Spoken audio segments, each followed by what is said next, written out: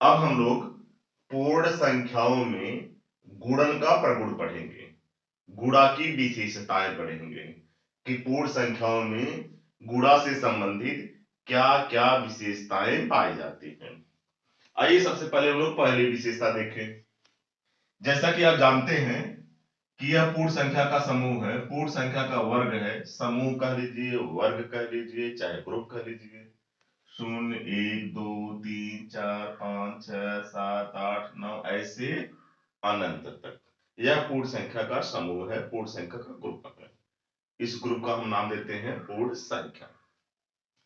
अब आइए, हमने दो पूर्ण संख्या ले लिया, दो ले लिया और तीन।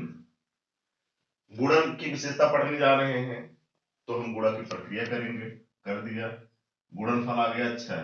और जैसा कि आप जानते हैं कि 6 भी पूर्ण संख्या ही है, इसी ग्रुप से है, इसी समूह से है, यानी संबरक है। संबरक का मतलब होता है कि वही ग्रुप, वही समूह उसी ग्रुप से संबंधित है, उसी समूह से संबंधित है, उसी वर्ग से संबंधित है। हमने फिर दो पूर्ण संख्या ले लिया, 0 ले लिया, 6 ले लिया। गुणन की विशेषता पढ़ रहे हैं, गुणा की प्रक्रिया कर दिया, गुणनफल आ गया 0। 0 भी पूर्ण संख्या ही है, वही ग्रुप है, वही समूह है, यानी संबरक है। हमने फिर दो पूर्ण संख्या ले लिया, 7 ले लिया और 4 ले लिया। गुणन का प्रगुण पढ़ रहे हैं तो गुणा की प्रक्रिया कर दिया, गुणनफल आ गया 28। और 28 भी पूर्ण संख्या ही है, उसी वर्ग से है, उसी समूह से है, यानी कहने का तात्पर्य है कि पूर्ण संख्याएं गुणन में संबरक हैं। जब हम गुणा करेंगे तो जो गुणनफल आएगा वह संबरक होगा, उसी ग्रुप से होगा, उसी समूह से होगा। जब दो पूर्ण संख्याओं का हम गुणा करेंगे तो जो गुणनफल आएगा वह संबरक यानी उसी ग्रुप से संबंधित है, उसी समूह से संबंधित है, इसी को हम कहेंगे संबरक। पूर्ण संख्याएं गुणन में संबरक है। या आप ऐसे भी कर सकते हैं कि पूर्ण संख्याओं में गुणन की प्रक्रिया में संबरक नियम का पालन होता है, संबरक नियम का पालन होता है। कहने का मतलब जब गुणा करेंगे तो जो गुणनफल आएगा वह पूर्ण संख्या ही होगा, उसी वर्ग से होगा। अब आइए हम लोग दूसरी विशेषता देखें, क्रम विनिमय। क्रम विनिमय का मतलब होता है क्रम का बदल जाना। दो पूर्ण संख्या ले रहे हैं, हमने ले लिया 2 और 4। अब हमको करना है गुणा, दोनों के बीच में हमको गुणा की संक्रिया करनी है। तो आप दो प्रकार से कर सकते हैं, चाहे आप 2 में 4 का गुणा कर लीजिए, कितना आएगा 8, या आप 4 में 2 का क्रम बदल दीजिए, 4 गुणे 2, 4 में 2 का गुणा कर लीजिए, गुणनफल कितना आएगा 8। आप देख रहे हैं कि गुणनफल वही आ रहा है, क्रम बदलने से कोई प्रभाव नहीं पड़ रहा है। कहने का मतलब है कि पूर्ण संख्याएं गुणन में क्रम विनिमय है, यानी गुणन की प्रक्रिया में हम क्रम बदल सकते हैं, गुणनफल पर कोई प्रभाव नहीं पड़ेगा। तो 2 गुणे 4 क्रम बदल दिया, 4 गुणे 2 गुणनफल वही आ रहा है। अगला उदाहरण, हमने दो पूर्ण संख्या ले लिया हमने 6 ले लिया और 3 ले लिया। अब दोनों के बीच में गुणा करना है तो हम ऐसे कर सकते हैं, 6 गुणे 3 चाहे 3 गुणे 6, दोनों का गुणनफल बराबर है। 6 गुणे 3 18, 3 गुणे 6 18। आप देख रहे हैं कि क्रम बदलने से गुणनफल पर कोई प्रभाव नहीं पड़ रहा है। कहने का मतलब है कि पूर्ण संख्याएं गुणन में क्रम विनिमय है, गुणन में आप क्रम बदल सकते हैं, गुणनफल वही आएगा। फिर हमने अगला उदाहरण ले लिया, हमने ले लिया 11 और 9, दो संख्या ले लिया, दो पूर्ण संख्या ले लिया। अब हमको गुणन करना है, दोनों के बीच में गुणा करना है। तो चाहे आप करिए 11 गुणे 9, चाहे आप करिए 9 गुणे 11, गुणनफल बराबर रहेगा। 11 गुणे 9 99, 9 गुणे 11 99।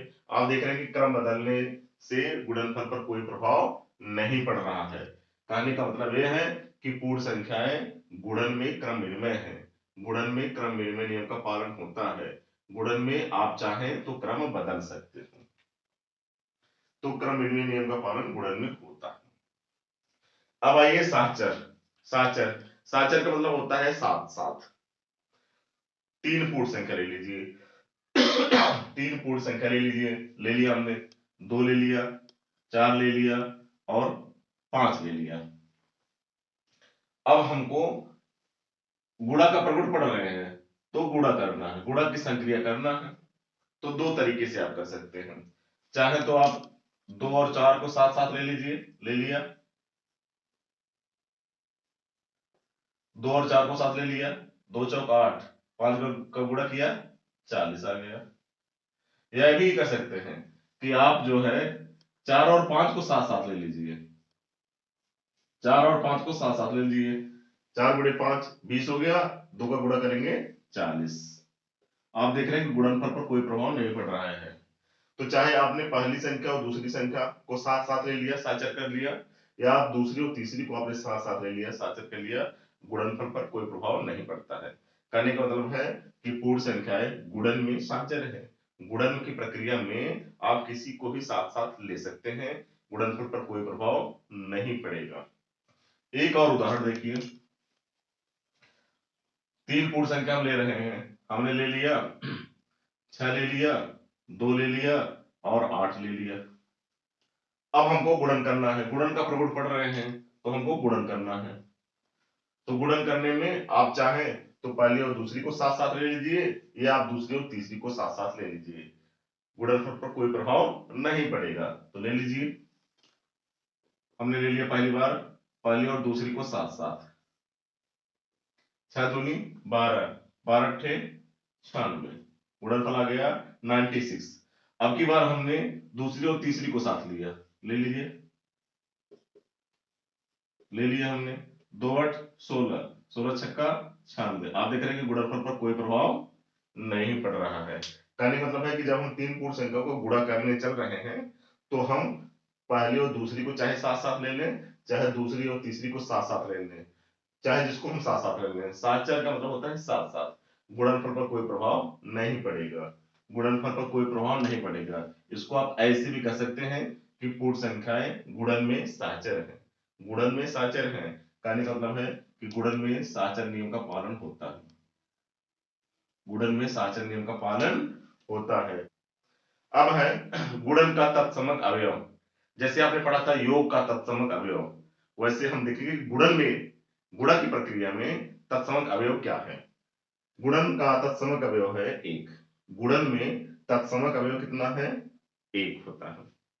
जैसे आपने पढ़ा था योग में तत्समक अवयव 0, और गुणन में तत्सम का क्या है 1। इसका मतलब क्या है, इसका मतलब है कि 1 में चाहे जिसका गुणा करेंगे, चलिए हमने 1 में 1 का गुणा कर दिया, जिसका गुणा किया वही आया।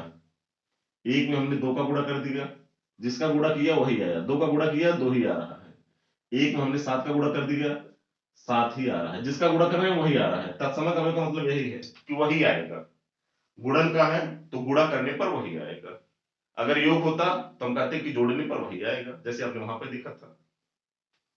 1 में आप 15 का गुणा कर दीजिए, गुणन की बात कर रहे हैं, 15 का गुणा कर दिया और 15 ही आ रहा है, इसीलिए कहा जाता है कि गुणन में तत्समक अवयव होता है 1। 1 में आप 9 का गुणा कर दीजिए, कितना आएगा, 9 ही आएगा। 1 में हमने 0 का गुणा कर दिया, 0 का जिसका गुणा करेंगे वही आएगा, हमने 0 का गुणा कर दिया और आप देख रहे हैं कि 0 ही आ रहा है। इसका मतलब है कि गुणन में तत्समक अवयव है 1। हम लोग पूर्ण संख्याओं में गुणन का प्रगुण पढ़ रहे हैं। अभी तक हमने 4 विशेषता पढ़ लिया कि गुणन की प्रक्रिया में समरक नियम का पालन होता है, दूसरा गुणन की प्रक्रिया में क्रम विनिमय नियम का पालन होता है, तीसरा गुणन की प्रक्रिया में साचर नियम का पालन होता है, और चौथा हमने पढ़ा कि गुणन का तत्समक अवयव है 1। 4 हमने विशेषता देख लिया। अब 2 विशेषताएं और देखेंगे, वह है वितरण नियम और फिर देखेंगे शून्य का गुणन। वितरण का मतलब क्या होता है, फैल जाना, बट जाना। वितरण 2 प्रकार का होता है, गुणन का हम प्रगुण पढ़ रहे हैं तो हम गुणन का वितरण पढ़ेंगे। पहला जोड़ पे योग पर वितरण, गुणन का योग पर वितरण, और दूसरा हम लोग पढ़ेंगे कि गुणन का घटाने पर वितरण, फैल जाना। क्योंकि हम गुणन का प्रगुण पढ़ रहे हैं तो वितरण नियम हमारा गुणन से संबंधित है। तो पहला पढ़ेंगे कि गुणन का योग पर फैलना, योग पर वितरण, और दूसरा हम लोग पढ़ेंगे कि गुणन का घटाने पर वितरण। हम देखेंगे क्या वितरण होता है या नहीं होता है। जैसे 4 गुणे कोष्टक लिखा गया है 2 धन 3, यह गुणन है और यह योग है। अब हम देखेंगे कि क्या गुणन योग पर फैल जाता है या नहीं फैल जाता। चलिए पहले हम लोग इसको हल कर दें। तो 2 धन 3 5 और 4 का गुणा किया आपने, आ गया 20।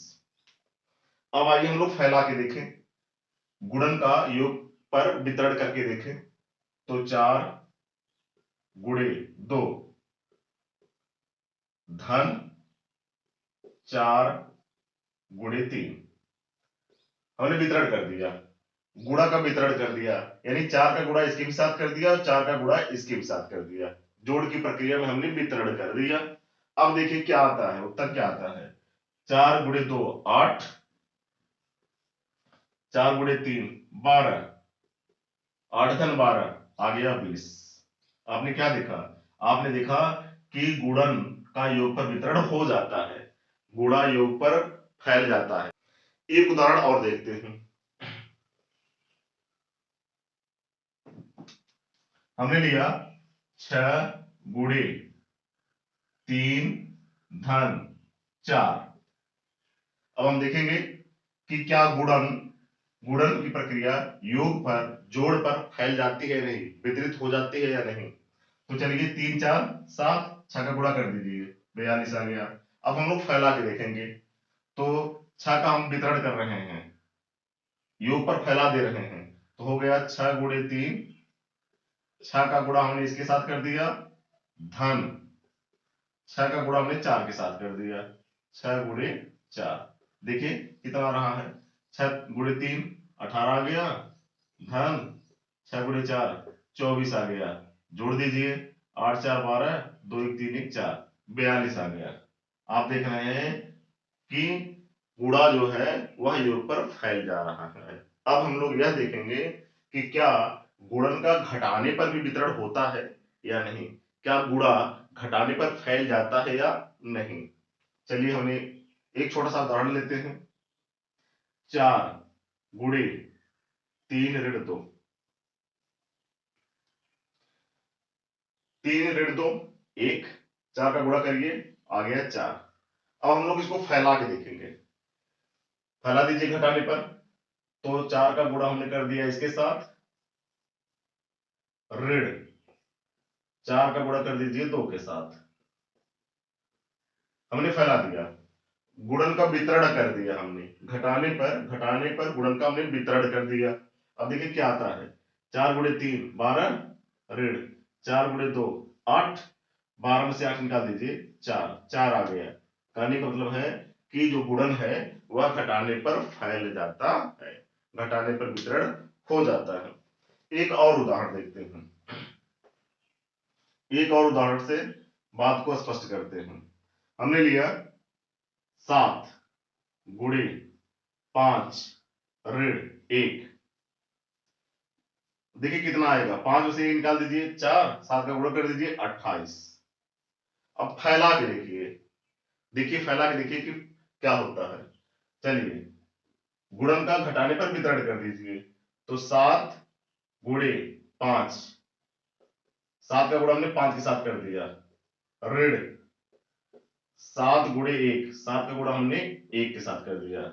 तो 7 का गुणा 5 के भी साथ कर दिया, ऋण लगा दिया, फिर 7 का गुणा 1 के साथ कर दिया। कहने का मतलब है कि गुणन का घटाने पर वितरण कर दिया। 7 गुणे 5 35, ऋण 7 गुणे 1 7, 35 में से 7 निकाल दीजिए, आ गया 28। आप देख रहे हैं कि 28 आ गया। कहने का मतलब है कि जो गुणन है वो घटाने पर फैल जाता है, गुणन का घटाने पर वितरण हो जाता है, यही है वितरण नियम। तो आपने क्या देखा, आपने देखा कि पूर्ण संख्याओं में गुणन की संक्रिया में आपने देखा कि वितरण नियम का पालन होता है, वितरण नियम का पालन होता है। अब आइए शून्य का गुणन, किसी भी संख्या में शून्य का गुणा करने पर क्या होता है। चलिए हमने ले लिया संख्या 4, शून्य का गुणा कर दीजिए शून्य, संख्या ले लिया 6, शून्य का गुणा कर दीजिए शून्य, संख्या ले लिया 7, शून्य का गुणा कर दीजिए शून्य, संख्या ले लीजिए 16, शून्य का गुणा कर दीजिए शून्य, संख्या ले लीजिए 50, शून्य का गुणा कर दीजिए शून्य, संख्या ले लीजिए 107, शून्य का गुणा कर दीजिए शून्य। कहने का मतलब है कि किसी भी संख्या में, किसी भी पूर्ण संख्या में अगर हम शून्य का गुणा कर देंगे तो गुणनफल शून्य आता है। इस प्रकार आपने पूर्ण संख्याओं में गुणन से संबंधित कुछ विशेषताओं का अध्ययन कर लिया। कितनी विशेषताओं का अध्ययन किया आपने? 6। पहला पहला आपने क्या देखा कि आपने देखा कि गुणन की प्रक्रिया में समवर्ग नियम का पालन होता है। दूसरा आपने क्या देखा कि गुणन की प्रक्रिया में क्रमविनिमय नियम का पालन होता है। तीसरा आपने क्या देखा कि गुणन की प्रक्रिया में साचर नियम का पालन होता है। चौथा आपने क्या देखा? आपने देखा कि गुणन का तत्समक अवयव है 1। पांचवी बात आपने क्या जानी कि गुणन की प्रक्रिया में वितरण नियम का पालन होता है। कहने का मतलब है कि गुणन जोड़ पर फैल जाता है और गुणा घटाने पर भी फैल जाता है। और छठी बात आपने क्या देखा? छठी बात आपने यह देखा कि जब हम किसी पूर्ण संख्या में शून्य का गुणा करते हैं तो हमारा गुणनफल शून्य आता है।